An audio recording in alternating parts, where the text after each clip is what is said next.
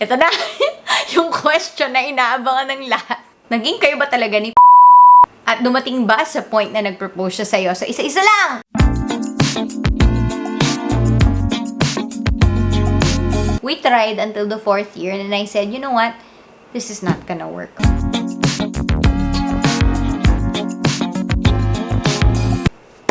Hey guys! Welcome to the vlog! And welcome to this new area in my home. So some of you have heard and seen my vlog about getting into the renovations last year.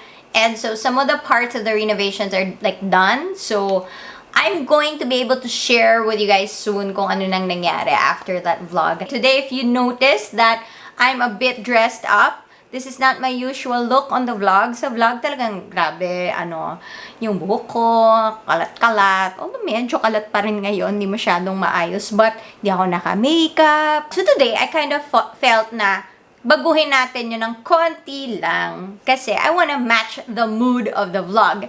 Kasi ano ba tong vlog na to?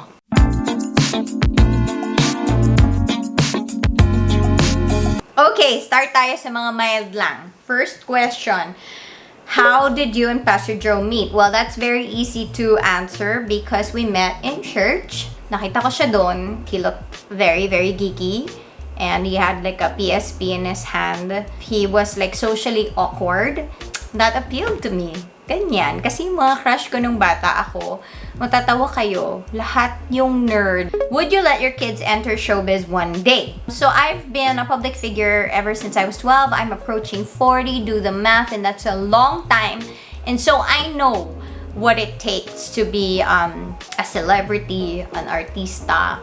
And I know the heartaches. I know the pain. I know the work. So that makes me very hesitant. I really don't know if I would say yes. But one thing I know for sure is that they've got a calling from God. And so whatever their decision is going to be when the time comes, I would respect that. I would respect that kung ano ba talaga yung gustong ipagawa ni God sa kanila sa mga buhay nila. What made you want or start being a public figure? It actually wasn't a plan because I never wanted to be a public figure. I only wanted to sing. That is all. I have this brother-in-law who is a member of the Tux. Tux is this singing group back then, parang mala the company, ganyan. They would have like shows and stuff and I would go with them. When I was in ABS-CBN, because of that, my brother-in-law, they were singing for Ryan Musikahan. I'm not sure if you guys still know that, but it used to be a show on Channel 2 for Mr. C, Mr. Ryan Kaibiab. Tapos I do remember Tita Winnie, who is a wife of one of the Tux members. May ang TV na noon, tapos sabi niya, gusto mo ba mag-ang TV? Or gusto mo mag-audition? Sabi ko, sige, try natin, ganyan. All that was in my heart was like, I want to sing. Yun, kung kaya ko mag-perform, ganyan. So, dinala niya ako sa harap ni Mr. M. Tapos kung tanong ako, look at this stuff. Isn't it neat? And then, that was it. I got accepted and ever since then, I would go to the Saturday tapings of Ang TV. That's how I started. Most memorable Ang TV memory. Hindi siya specific. Kung hindi yung overall na feeling of starting small. I didn't think of it that way when I was young. Na this is what it means to start small. But it was like looking back na parang grabe nun, naranasan ko yun na natutulog kami sa mga sidewalk, ganyan, sa sobrang pagod, ganyan. Tapos yung na-tour namin yung Philippines back in the day na hindi pa masyadong uso yung travel, ganyan. It was a really good time of my life. It taught me so much about life, about work, about craftsmanship, about being a creator, about being an artist and a professional. Mataas ba ang TF mo noong nasa Ang TV ka? Like you can buy your own car level? Hindi. Hindi talaga. Naaalala ko pa, ang TF ko lang tuwing Sabado ay 800 pesos. That's it. Whole day, nagte-taping kami. The industry was nowhere near to how it looks like a few bago sila mag-close. And then I really saw it rise na, umuunlad na, nagkakaroon na ng mas maraming pera. Yan yung nagkaroon ng mga teleserye and all that. And dun talaga nagkaroon ng pera. Dun ako nakabili ng kotse ko. What was your turning point in life and how did you come to meet Jesus? Turning point ko, I think I was 25 when I felt like wala nang ibang purpose yung buhay kung di work. Okay naman ako, na kumikita naman ako ng pera, may pangalan ako, okay naman yung stature ko. But I couldn't explain why there was like this hole in my heart. That's when I started like entertaining thoughts of like retirement. Nakakatawa, 25 pa lang ako, gusto ko na mag-retire, ganyan. Kasi ganun talaga sa trabaho namin. Dati talaga, papaputahin kami ng set ng 6 a.m. Tapos yung uwi mo na nun is next day na. Back then also, the industry was so small that they kept repeating the stars. And so I would have like several shows na magkakasabay. And so you could just imagine how every day just went from one taping to another. Parang naisip ko lang talaga, pagod na ako. And that, you know, I was looking for something that would help me cope in that season. That's when I met some friends who were going to church and they asked me to join a Bible study. In the beginning, I was very hesitant. I attended my very first service in, I think, 2005, and that's where I heard the story of the bleeding woman. And I've never read the Bible before that, so naiyak ako after hearing the preacher talk about the bleeding woman. So, yun, dun nag-start ang lahat. Napagod si ate nyo. I'm glad that I found God and that He has been all the time trying to pursue me.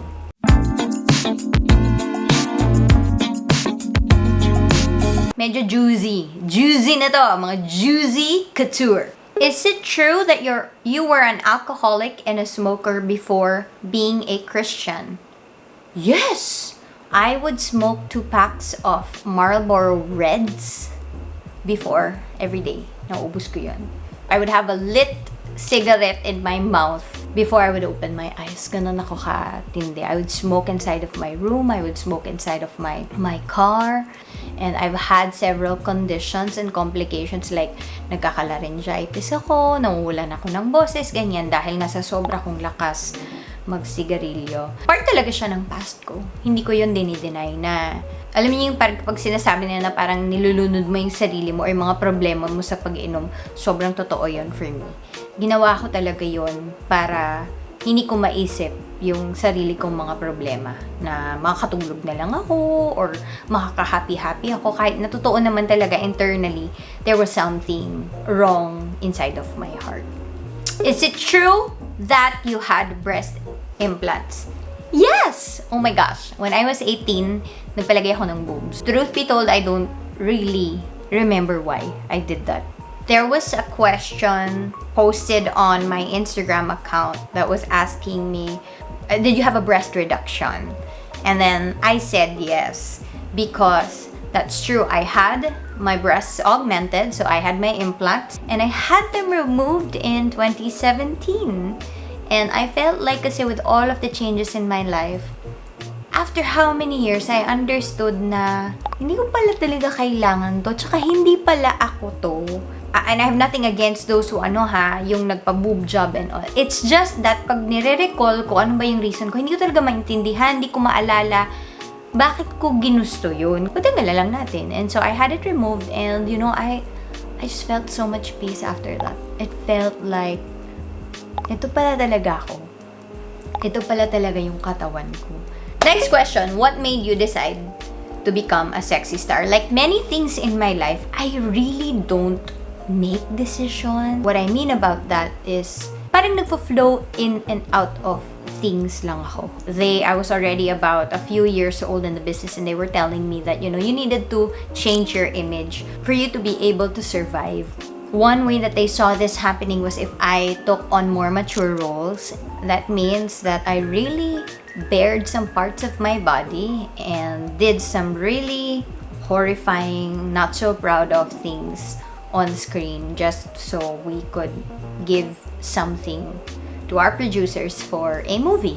Yung pagsisisi ko lang din na parang, you know, what I did caused other people to sin or at least aggravated it, contributed to, you know, just the defiling of who they are. That's of course heavy on me. Baka kailangan ko talaga siya para sa sarili kong puso na malaman ko na hindi ako perfect. And also at the same time, how it just really highlights the grace of God in my life.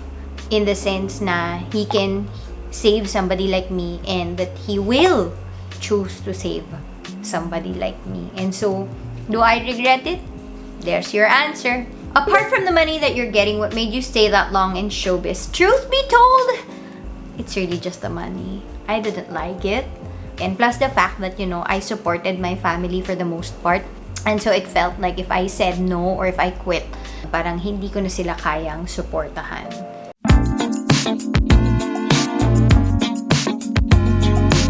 May naging boyfriend ka ba sa TGIS? Meron. Siyempre. Si Red Sternberg. Ayan, naging boyfriend ko siya. Pero nakakatawa, one day ko lang yata siya naging boyfriend. My goodness. Juicy. Were you a virgin when you met Pastor Joe? How did you talk about it at first? No, I wasn't a virgin anymore when I met him. That's very evident with the kind of life I led before. How did we talk about it? We didn't really talk about it. I have more issues than just that na hindi na ako virgin. And I think that's one of the things that made me fall in love with him was that he knew everything about me and yet he chose to love me and he chose to see the best in me. Why did you and Bernard Palanca break up? Okay, Bernard was like my longest of all the boyfriends. Grabe naman yung boyfriends, parang ang dami. Actually, hindi nga maraming boyfriends ko mahahaba lang. We were together for 4 years. We just didn't do life the same way. I liked to be with him a lot. He loved to be with me a lot back then. But, yun nga, on the most crucial things, hindi kami agreed. We tried until the 4th year and I said, you know what? This is not gonna work. I can't change this person to be the person that I want him to be. He has to want it for himself. It took me a book. I read a book and I was like, yun yung nagpa-realize sa akin na you want him to be somebody else. But he can't be that unless he wants that for himself. Ito na yung question na inaabangan ng lahat. Ito yata yung question na pinakamadami ko. I've received, ewan ko, mga 100 questions. Siguro 50 doon ito. Naging kayo ba talaga ni Papa P? Or Piolo Pascual? At dumating ba sa point na nag-propose siya sa'yo? So, isa-isa lang! Paano ko ba yun sasagutin? Ito na naman ako, sa hindi to pa safe ha? Yes and no. Yes in the sense na ang deep naming dalawa with each other. But we never put a label on ourselves. Never namin binigay yun sa isa't isa. But it was very, very... Tapos di rin kami umamin, sa public, about dating or liking each other. I'm not sure kung umamin siya. Meron ba? Pero parang ako, I don't recall saying, kasi I've been asked by several reporters about it. Pero never ko sinabi na, oo, kami, ganyan. At that time, what I remember is that hindi ko rin alam talaga kung ano nga ba kami. But it was very clear to us that we liked each other a lot. We would talk about the future, like being husband and wife and all that, ganyan. But I did that also with Bernard. Alam mo yun, parang ganun naman pag may somebody ka na you wanna be serious with it. Sometimes you can't help but move forward with your thoughts na parang when that day comes and all. So I'm not gonna say that I was the only one na ganun sa buhay niya. Dumating ba sa point na nag-propose siya sa'yo? Hindi. Hindi talaga. So, wali. But does your past ever get to you? May mga days ba na parang tinutopa ka pa rin sa nakaraan mo? Ito na naman ako, yes and no. Kasi yung past, malawak yan. Kung yung past na ganun yung trabaho ko before, or even my old habits like being an alcoholic, or being a party girl, or yung mga ex ko ganyan, I don't get bothered by them. Parang I really feel freed from all of that already. But there are parts of my past that I'm only beginning to understand right now. I haven't been well. I've had mental health issues. I feel like some of the things in my past are catching up already. And so that got me really, really broken. But I think it's a good thing. And I think it's about time that I get to deal with these things from my past because God wants to free me from all of the things that hold me back from being exactly the person that He wants me to be if I don't kasi deal with them. So He really wants to free me from those. So I have to walk through it. What will be your advice to your younger self? Enjoy. These times are not going to come back anymore. Once that's done, it's done. Don't worry, because it's only gonna get better. Because you're gonna be meeting someone who's going to change your life completely. I'm not talking about your spouse. Yup, your spouse is going to change you also. But somebody bigger than your spouse. And when you get there, no matter how pained you are and hurt you are with yourself right now and in the days to come for you as a young person, it all can be healed and washed away by that one person you're gonna meet in your future. Last question, will you ever go back to showbiz?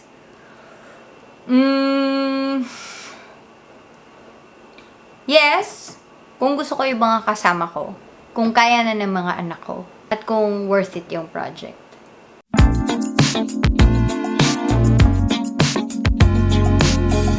And so that's it. I still have a lot of other questions na hindi ko na naisama dito kasi masyado na mahaba. But, maybe we'll do a part 2. Thank you guys for listening. And I hope you got encouraged din naman kahit papano. We all are in a process. We haven't really arrived at that perfect person yet. This age is so prone to showing all of us, whether we mean it or not. And when we get to show that, not everyone will really like what or who you are. But I do hope that you know that there are people who love you. And those people who love you will love you regardless. Will love you even if you're not perfect. Those are the people that you want to listen to.